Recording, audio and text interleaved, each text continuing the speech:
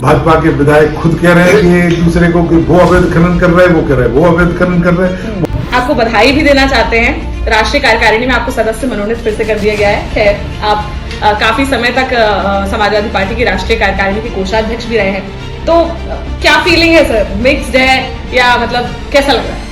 अवैध खनन हो रहे हैं, लोग जमीनों पे कब्जे हो रहे हैं।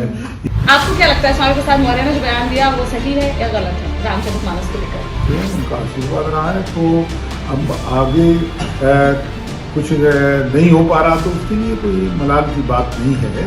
ये तो दीपनारायण सिंह यादव जी के साथ तो निश्चित रूप से गलत हुआ ही है। नमस्कार, मैं हूं साक्षी राय और आप देख रहे हैं खरी बात न्यूज। बहुत बहुत स्वागत है खरी बात न्यूज में। और खरी बात न्यूज के खास सेक्शन आमने सामने में हमारे साथ आज एक खास शख्सियत मौजूद है। आपको ये किसी परिचय की मोहताज नहीं है, लेकिन हमारे चैनल पर है तो हम अपने दर्शकों को बता देना चाहते हैं। पूर्व सांसद, राज्यसभा के, लोकसभा के, इसके साथ ही इनको बुंदेलखंड का एक समय पर मिनी मुख्यमंत्री भी कहा जाता था। इसके साथ ही आपको बता दूं आईसीए के एशिया के ये चेयरमैन है और पहले भारतीय हैं जो आईसीए के चेयरमैन बने। सहकारिता विभाग में काफी समय से जो है अपना नाम बुलंदियों पर लेकर गए हैं और भारत का नाम बुलंदियों पर लेकर गए हैं। क्रबको जो संस्था है सहकारिता की, उसके भी अध्यक्ष हैं काफी समय से। बहुत बहुत स्वागत करते हैं चंद्रपाल सिंह यादव जी का खरी बात न्यूज पर। सर, सबसे पहले तो आपको बधाई भी देना चाहते हैं, राष्ट्रीय कार्यकारिणी में आपको सदस्य मनोनीत फिर से कर दिया गया है। खैर आप काफी समय तक समाजवादी पार्टी की राष्ट्रीय कार्यकारिणी के कोषाध्यक्ष भी रहे हैं, तो क्या फीलिंग है सर? मिक्स्ड है या मतलब कैसा लग रहा है? देखिए, समाजवादी पार्टी के राष्ट्रीय नेतृत्व ने जो भी निर्णय लिया, जिस तरीके की कमेटी बनाई है, हमें उस पर कोई एतराज नहीं है। उन्होंने जो जिम्मेदारी सौंपी है उसका बखूबी तरीके से हम पालन करेंगे। दूसरा ये है कि पद कोई महत्वपूर्ण नहीं होता है जी। अगर हमें पार्टी के लिए काम करना है, लोगों के लिए, लोगों की मदद करना है, लोगों के लिए काम करना है, क्षेत्र के विकास की बात करना है, तो पद कोई महत्वपूर्ण नहीं है। हम अगर अच्छा काम करेंगे तो हमारी पहचान काम से बनेगी, हमारी पहचान, हमारी परफॉर्मेंस होगी, तो हमें इसका जो कोई ज्यादा मतलब नहीं है। लेकिन फिर भी जो पार्टी ने जिम्मेदारी सौंपी है, उस जिम्मेदारी के तहत हम पूरी जिम्मेदारी के साथ काम कर रहे हैं। जी, अच्छा, बात करें कार्यकारिणी का सदस्य बनाने की, तो आप काफी समय तक मुलायम सिंह के जो है काफी करीबी चूंकि रहे हैं और पार्टी में एक बड़ा ही अच्छा स्थान आपका रहा है और कोषाध्यक्ष इतने समय तक रहे। अब जब अखिलेश यादव का समय है तो ऐसे में आपको सदस्य मनोनीत किया गया है और राष्ट्रीय कार्यकारिणी में और लोगों को भी सदस्य बनाया गया है। आप भी एक सदस्य की भूमिका निभा रहे हैं। किसी चीज का मलाल नहीं है कि मुलायम सिंह नहीं है तो कहीं ना कहीं एक कमी लग रही है? नहीं, ऐसा बिल्कुल नहीं है। जब माननीय नेताजी हम लोगों के बीच में मौजूद थे तो निश्चित रूप से एक उनका संरक्षण, उनकी छत्र छाया हम लोगों के ऊपर रहती थी और हमेशा रही है। और सब इस बात को जानते हैं कि हम लोग तो साधारण परिवार से आते हैं, किसान परिवार से आते हैं, लेकिन माननीय मुलायम सिंह यादव जी का ही आशीर्वाद रहा और उनके मतलब सहयोग और आशीर्वाद के वजह से ही हम लोग यहाँ तक पहुंचे हैं। हम जहाँ तक पहुंचे हैं उनका आशीर्वाद रहा है, तो अब आगे कुछ नहीं हो पा रहा तो उसके लिए कोई मलाल की बात नहीं है। ये तो सब होता रहता है, कभी ऊपर नीचे भी होता रहता है। ये राजनीतिक पार्टी है, कभी ऊपर भी जाता है आदमी, कभी नीचे भी जाता है। हम तो पार्टी के सदस्य की हैसियत से पहले से काम कर रहे थे, तो पार्टी के सदस्य की हैसियत से हम काम निश्चित रूप से करते रहेंगे। जो हमारी जिम्मेदारी है, पार्टी जितना चाहेगी, पार्टी जो जिम्मेदारी सौंपेगी, पार्टी जो जितना काम चाहेगी उतना काम करने के लिए पूरी तरीके से तैयार है। उन्होंने हम लोगों को एक समझा कि हम लोग जो है राष्ट्रीय कार्य समिति के सदस्य रहें, तो हम लोग उसको लेकर के काम करेंगे पूरी तरीके से। जी, अच्छा, जो राष्ट्रीय कार्यकारिणी की लिस्ट आई है उसमें किन किन राज्यों को प्रमुखता दी गई है? मतलब देखिए, नाम शामिल किए। आप इस बात को जानती हैं कि हमारी पार्टी मुख्य रूप से उत्तर प्रदेश की पार्टी है। बिल्कुल। और उत्तर प्रदेश में हमारी पार्टी को राजनीतिक दल की मान्यता भी है। तो ज्यादातर लोग तो उत्तर प्रदेश के हैं ही, इसमें कोई शक नहीं। लेकिन विभिन्न प्रदेशों का भी प्रतिनिधित्व है। जैसे ये पश्चिम बंगाल के लोग हैं, मध्य प्रदेश के लोग हैं, राजस्थान के लोग हैं, आपका केरल के लोग भी हैं, कर्नाटक के लोग भी हैं। तो स्थान पूरे प्रदेश, हर प्रदेश के लोगों को मिला है। हरियाणा के लोग भी हैं, पंजाब के लोग भी हैं। तो स्थान हर प्रदेश के लोगों को मिला है, लेकिन मुख्यतः उत्तर प्रदेश के लोग हैं। और जो उत्तर प्रदेश के विभिन्न संप्रदायों के, विभिन्न जातियों के, विभिन्न धर्मों के, हर प्रकार से, विशेष रूप से जो उपेक्षित लोग हैं, जो लंबे समय से जिनकी उपेक्षा हो रही है, जिनको समाज में कोई इज्जत और सम्मान नहीं मिल पा रहा, ऐसी कम्युनिटीज के लोगों को समाजवादी पार्टी की इस राष्ट्रीय कार्यसमिति में रखा गया है। जी, अच्छा, लेकिन बात करें मध्य प्रदेश की, राजस्थान की, कुछ ऐसे राज्य जिनमें अभी चुनाव हैं, तो उनको उतनी प्रमुखता से स्थान नहीं दिया गया है, जबकि चुनाव पास में ही है। और सपा का तो मध्य प्रदेश में भी कहीं ना कहीं थोड़ा बहुत तो वर्चस्व रहा ही है और मध्य प्रदेश में किया है। अब चुनाव है तो कोई ज्यादा अच्छा से स्थान ना देना, क्या ये चुनाव में लॉस नहीं दिलाएगा समाज? नहीं, ऐसा है कि अभी हमारा प्रदेश का संगठन वहां का बना है और हमारा प्रदेश का संगठन बहुत सक्रियता से काम कर रहा है। राष्ट्रीय कार्यसमिति में 1-2 लोगों को स्थान दिया गया है। आगे ये जब हमारे प्रदेश का संगठन बन जाएगा और तेजी से काम करना शुरू कर देगा तो कोई बैन तो है नहीं कि इसके बाद कोई नहीं बन सकता। इसके बाद हम 2 लोगों को, 4 लोगों को भी बना सकते हैं। तो राष्ट्रीय अध्यक्ष जी के मन में ये बात होगी, जो आपने कही, बिल्कुल सही बात कही कि जिन प्रदेशों में चुनाव है उन प्रदेशों को महत्व मिलना चाहिए। तो उनके मन में ये बात होगी और निश्चित रूप से जब उनकी प्रदेश की कमेटियां बन जाएंगी तो उनमें से किसी को निकाल करके और राष्ट्रीय कार्य समिति में भी हम लोग लेंगे। अच्छा, अगर सपा के एक एमएलसी की बात करें, स्वामी प्रसाद मौर्य काफी चर्चाओं का विषय बने हुए हैं अभी कुछ समय से, और जो राष्ट्रीय अध्यक्ष हैं अखिलेश यादव जी, उनका भी कोई बयान इसमें मुख्य रूप से सामने आ नहीं रहा है। केशव प्रसाद मौर्य आप वार करते जा रहे हैं कि कहीं ना कहीं जो भी स्वामी प्रसाद मौर्य बोल रहे हैं वो अखिलेश यादव के बयान है, तो वो नकार भी नहीं रहे हैं और ऊपर से राष्ट्रीय कार्यकारिणी में इतना बड़ा पद उन्हें अब मिल चुका है। तो मतलब क्या स्वामी प्रसाद मौर्य को सपोर्ट करते नजर आ रहे हैं आपके पार्टी के अध्यक्ष?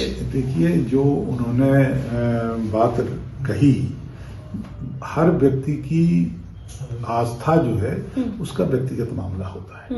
कोई भी हो, एक परिवार में भी 4 लोग होते हैं, 4 लोगों की अलग अलग तरीके से भगवान में आस्था होती है। हिंदू धर्म में बहुत हमारे देवी देवता हैं। कोई शंकर जी की पूजा करता है, भक्त है। कोई जो है कृष्ण भगवान की पूजा करता है, कोई रामचंद्र जी की पूजा करता है, कोई देवी जी की पूजा करता है, कोई गणेश जी की पूजा करता है। एक ही घर में अलग अलग लोगों की आस्थाएं हैं। तो ये विषय आस्था का विषय है। तो आस्था, मान लीजिए हमारी रामायण में आस्था है, दूसरे किसी व्यक्ति की नहीं है, या उसमें कुछ उनको कमियां लगती हैं, उन्होंने अपनी बात रखी है और उनका व्यक्तिगत विषय है। पार्टी का कहीं कोई इसमें कोई मतलब नहीं होता है। जो लोग माननीय अखिलेश यादव की बात करते हैं, आप बताइए अखिलेश यादव जी इसमें कहां से आ गए? किसी व्यक्ति ने अगर कोई बात कही, उनकी बात को लोगों को गंभीरता से लेकर के उस पर विचार करना चाहिए, वो अलग बात है। जिनकी आस्था है वो पूजा करते हैं। आज भी जो है, चूंकि उन्हीं के पार्टी के एमएलसी हैं, तो वो जो बयान दे रहे हैं कहीं ना कहीं उसका ये अखिलेश यादव को रिप्रेजेंट करे, समाजवादी पार्टी को रिप्रेजेंट करे। देखिए, कोई राजनीतिक बयान दिया गया हो, वो तो पार्टी का अधिकृत बयान है। धार्मिक आस्था व्यक्ति की अपनी आस्था है। अभी तो लोगों ने जबरदस्ती धर्म को राजनीति से जोड़ दिया। अच्छा, अगर आपकी बात करें, आपको क्या लगता है स्वामी प्रसाद मौर्य ने जो बयान दिया वो सही है या गलत है रामचरितमानस को लेकर? अब वो सही और गलत तो वो बताएंगे कि उन्होंने सही दिया है, गलत दिया, लेकिन हम अपनी बात बताएं तो हमारी आस्था है। हम तो भगवान रामायण में आस्था रखते हैं। रामायण में बहुत सी चीजें अच्छी हैं, बहुत सी चीजें अच्छी हैं कि जो पात्र हैं रामायण के मर्यादा पुरुषोत्तम भगवान राम से लेकर के रावण तक, विभीषण तक, कैकेयी, तमाम लोग हैं तो वो उनसे हमारे जीवन को प्रेरणा मिलती है, उनको हम स्वीकार करते हैं। हो सकता है कोई उसमें एक आध जगह कोई बात ऐसी आई हो, ठीक है, हम उसको नजरअंदाज कर दें, क्या जरूरी है। हमारा सोच पॉजिटिव होना चाहिए, हमें अच्छी अच्छी चीजें दिखाई देना चाहिए, हमें अच्छी चीजें दिखाई दे रही हैं। जो चीजें उसमें ऐसी है कि जो हमारे लायक नहीं है, हम उनको नजरअंदाज करेंगे। हमें क्यों उस पर विवाद खड़ा करने की कोई हमें जरूरत ही नहीं है। हमारी खुद की ये हमारा व्यक्तिगत जो है सोच है, व्यक्तिगत आस्था है कि हमारी आस्था उनके जो रामायण में पात्र हैं उनके प्रति जो उनसे प्रेरणा लेने की बात है, उनको हम स्वीकार करते हैं, कोई इसमें दिक्कत की बात नहीं है। अच्छा, ये जानना चाहूंगी, शिक्षक विधायक चुनाव जो है वो अभी हो रहे हैं और आपके पार्टी के भी जो है एसपी पटेल जी जो है इसमें वो प्रत्याशी बने हैं, तो चुनाव में क्या लगता है, क्या होने वाला है, रिजल्ट क्या आने वाला है? देखिए, बहुत बड़ा चुनाव है, 12 जनपदों का चुनाव है। हम लोग जो है पूरे क्षेत्र में घूमे नहीं हैं। कुछ लोग उधर इलाहाबाद, बनारस, फतेहपुर, कौशाम्बी, इन जिलों को देख रहे हैं। हम लोग इधर झांसी, जालौन या ललितपुर में यहाँ हैं और हम लोग यहीं अपने प्रत्याशी एसपी पटेल के बारे में पूरा प्रयास कर रहे हैं और हमें पूरी उम्मीद है कि इन जिलों से एसपी पटेल को अच्छा भारी समर्थन मिलेगा और अच्छे वोट मिलेंगे। ये इतना हम कह सकते हैं। परिणाम तो जो है इलाहाबाद, कौशाम्बी और फतेहपुर से आना, क्योंकि यहाँ जो वोट है वहां से 2 गुना वोट वहां है, तो वहां क्या परिस्थिति मुझे ज्यादा जानकारी नहीं है, लेकिन हमारे क्षेत्र में, हमारे इन 3 जनपदों में हमारे प्रत्याशी को बहुत अच्छा मत मिलेगा और निश्चित रूप से विजय होगा। अच्छा, लोकसभा के चुनाव आ रहे हैं सांसद जी, आपसे पूछना चाहेंगे कि तैयारी क्या चल रही है, कुछ चल रही है, क्या है? समाजवादी पार्टी तैयारी कर रही है, समाजवादी पार्टी चुनाव लड़ेगी। समाजवादी पार्टी मुख्य विपक्षी पार्टी है, उसको चुनाव लड़ना है, वो चुनाव लड़ेगी। अच्छा, अगर बात करें जो भारतीय जनता पार्टी है वो कहीं ना कहीं उत्तर प्रदेश को मुख्य रूप से देख रही है और इसमें वो पसमानदा जो मुस्लिम है और यादव है उनको भी संभालने की कोशिश कर रही है। अभी बात कर लें कि जो है जब मुलायम सिंह यादव खत्म हुए तब भी काफी नेता आए और इसके अलावा अभी भी पद्म विभूषण से उन्हें नवाजा गया, तो कहीं ना कहीं आपको लग रहा है कि यादव वोटर को मैनेज करने की कोशिश कर रही है, तो आपका इस पे मानना क्या है कि कैसे मैनेज हो सकता है? कहीं आपको तो कोई अप्रोच नहीं हो रहा है? देखिए, ऐसा है कि माननीय मुलायम सिंह यादव जी जो शख्सियत थे, मैं समझता हूं कि इस देश में बहुत कम नेता ऐसे होंगे। उन्होंने अपने जीवन में जिस तरीके से गरीब, कमजोर, शोषित, दलित, पीड़ित और जो तिरस्कृत लोग थे उनके लिए जो संघर्ष करके उनको न्याय दिलाने का काम किया, सरकार में बैठ के उनकी मदद करने का जो काम किया, आज पूरे प्रदेश के इस वर्ग के लोग उनसे प्रभावित हैं। आज वो हम लोगों के बीच में नहीं है तो स्वाभाविक है, सारे लोगों को इस बात की तकलीफ हुई कि एक स्थान खाली हुआ, इसलिए नेताजी को श्रद्धांजलि देने कोई पार्टी नहीं बची, कोई वर्ग नहीं बचा, कोई जाति नहीं बची, सभी लोग नेताजी को श्रद्धांजलि देने गए। लोगों की व्यक्तिगत रूप से उनमें बहुत आस्था थी, बहुत सम्मान लोग करते थे और आज जो है उनको पद्म विभूषण की जो राष्ट्रपति द्वारा पद्म विभूषण से उनको जो है पुरस्कृत किया गया मरणोपरांत, तो ये भी उनकी काबिलियत थी, वो ऐसे नेता थे तो वो इसकी हैसियत रखते थे, इसलिए जो है भारतीय जनता पार्टी ने उनको पद्म विभूषण दिया। ऐसा कुछ नहीं है। आज यादव कम्युनिटी के लिए आपने कहा, यादव कम्युनिटी के लोगों को चिन्हित करके जिस तरीके से उनके खिलाफ कार्रवाइयां हो रही हैं, जिस तरीके से उनको प्रताड़ित करने का प्रयास किया जा रहा है, जिस तरीके से उनके खिलाफ फर्जी मुकदमे हो रहे हैं, उन पर गुंडा एक्ट, गैंगस्टर एक्ट की कार्रवाइयां हो रही हैं, अगर यही जो है उनको मतलब साधने की तरीका है तो हम कुछ नहीं कह सकते। ये तो हो रहा है कि कार्रवाइयां हो रही हैं, डरा के धमका के अगर लोग जो है अपने साथ लेना चाहते हैं तो वो अलग बात है। लेकिन मैं समझता हूं, जहां तक हमारा विश्वास है कि ये लोग डर में जो है आने वाले लोग नहीं हैं, मजबूती से संघर्ष करने वाले लोग हैं। मतलब दीपनारायण सिंह यादव के बारे में आप कहीं ना कहीं कह रहे हैं कि वो बिल्कुल सही हैं और समाजवादी पार्टी और उनके साथ बहुत ज्यादा गलत कर रही है भाजपा सरकार। देखिए, दीपनारायण सिंह यादव जी के साथ तो निश्चित रूप से गलत हुआ ही है, कोई इसमें कोई शक नहीं है जी। पूरे प्रदेश में एक जाति और एक संप्रदाय के लोगों के खिलाफ कार्रवाइयां हो रही हैं। अपराधी बहुत हैं, बहुत बड़े बड़े अपराधी हैं, लेकिन वो अपराधी सत्ता पक्ष के लोगों की गोद में बैठ करके और जो है अपना ऐशो आराम कर रहे हैं। जो लोग मतलब राजनीतिक विरोधी थे उनके खिलाफ कार्रवाई। मतलब आप कह रहे हैं कि भाजपा की सरकार में भी ऐसे लोग हैं? बिल्कुल है, तो वो लोग पता है, भारतीय जनता पार्टी के लोगों को पता है। ऐसे लोग हैं आज जो गलत काम हो रहे हैं, सबको पता है। आज इस क्षेत्र में अवैध खनन हो रहे हैं, लोग जमीनों पे कब्जे हो रहे हैं, या जो भाजपा विधायकों का तो कहना है कि अवैध खनन बुंदेलखंड में दूर दूर तक कहीं हो ही नहीं रहा है। अब हम तो क्या कहें, हम तो कह ही रहे हैं कि अवैध खनन हो रहा है। भाजपा के विधायक खुद कह रहे हैं कि एक दूसरे को कि वो अवैध खनन कर रहे हैं, वो कह रहे हैं वो अवैध खनन कर रहे हैं, वो खुद एक दूसरे को बता रहे हैं। तो हम हमारे कहने की कोई जरूरत ही नहीं है, वो खुद बता रहे हैं कि अवैध खनन हो रहा है, अवैध कार्य हो रहे हैं, जमीनों पे कब्जे हो रहे हैं, भ्रष्टाचार में लोग लिप्त हैं, पुलिस भ्रष्ट हो रही है, तमाम प्रकार की बातें वो खुद कर रहे हैं। हम तो वो कहने वाले बाद में हैं, लेकिन वो पहले खुद ही कह रहे हैं। तो जीरो टॉलरेंस की जो नीति है वो एकदम बेकार हो रही है? नहीं, जीरो टॉलरेंस की नीति सरकार बना रही है, लेकिन उसको क्रियान्वयन करने वाले लोग कौन हैं?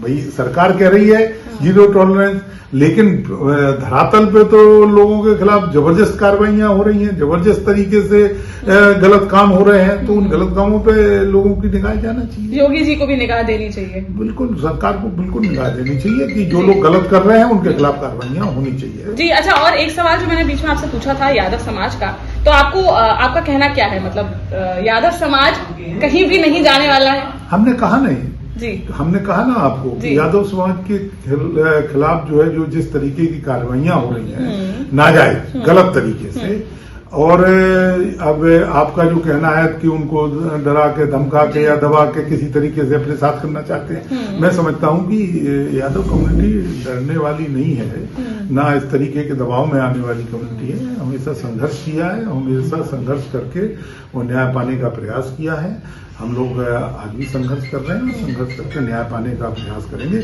ऐसा कुछ नहीं है जो जिस तरीके से बात कही जा रही कि दबाव में लोग आ जाएंगे, डर जाएंगे, बिल्कुल नहीं करेंगे। जी चलिए, चंद्रपाल जी क्या संदेश देना चाह रहे हैं बुंदेलखंड की जनता को? भाई हम केवल यही संदेश देना चाह रहे हैं बुंदेलखंड के लोगों को, जाति धर्म संप्रदाय इस तरीके के बंटवारे में जो है अपना मत नहीं देना चाहिए।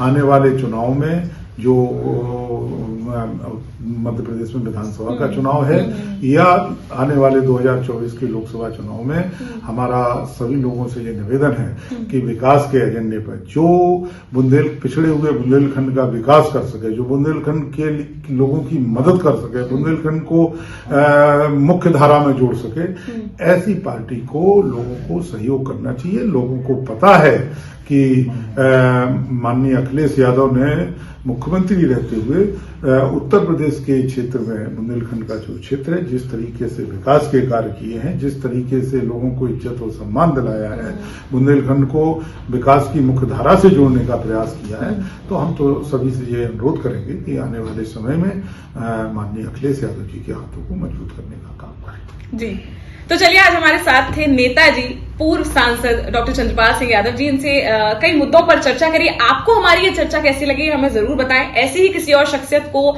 फिर आपसे रूबरू कराने के लिए वापस से आपके सामने आएंगे और किसी ऐसी शख्सियत से हम आपको रूबरू चूंकि कराते रहते हैं, फिर से किसी को चैनल पर लाएंगे, आमने सामने में आपसे रूबरू कराएंगे। आज का ये एपिसोड आपको कैसा लगा ये हमें कमेंट बॉक्स में कमेंट करके जरूर बताएं। फेसबुक पे कमेंट करके और फॉलो करके हमारा उत्साहवर्धन करें। इसके साथ ही सच की आवाज को बुलंद करने के लिए खरी बात न्यूज को यूट्यूब पर सब्सक्राइब करें और फेसबुक पर फॉलो करें। बने रहिए हमारे साथ, देखते रहिए खरी बात साक्षी राय के साथ। नमस्कार।